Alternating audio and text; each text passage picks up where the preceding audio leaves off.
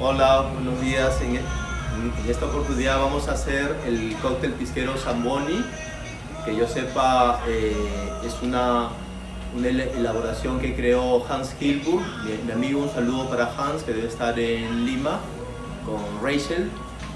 Y vamos a utilizar en este caso pisco de uva quebranta, vermú rojo de Petroni, ¿vale? Y un bitter. Empezamos con la elaboración. Tenemos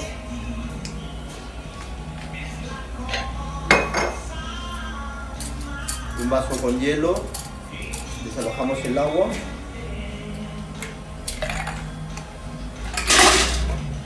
un vaso frío, ponemos hielo nuevo,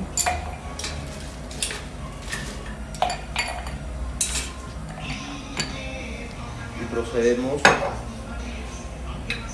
Empezamos con el pisco puro de uva quebranta en este caso.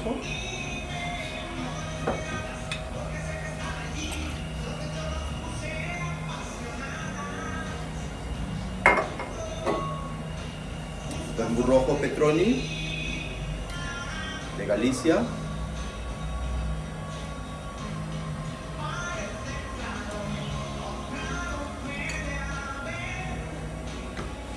Finalmente,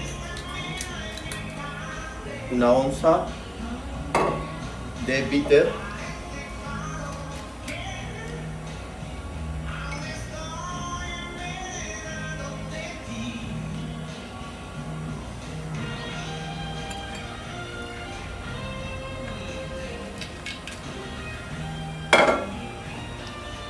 procedemos a refrescar. Funciona como un excelente aperitivo. Yo prefiero refrescarlo un poquito más de lo normal. Solo recordar que es la suma de 3 alcoholes, con lo cual si les parece agradable pero un poco fuerte, pues pueden incluso agregarle un chorrito de soda o de agua con gas, si prefieren, o refrescar más de lo normal para provocar la dilución del hielo.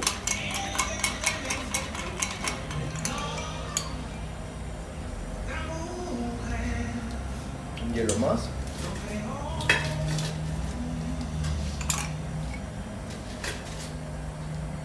Y una piedrita.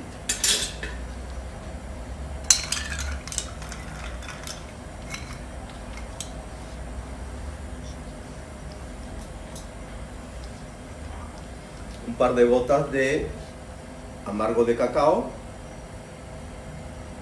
en este caso, y aromatizamos con una piel de naranja.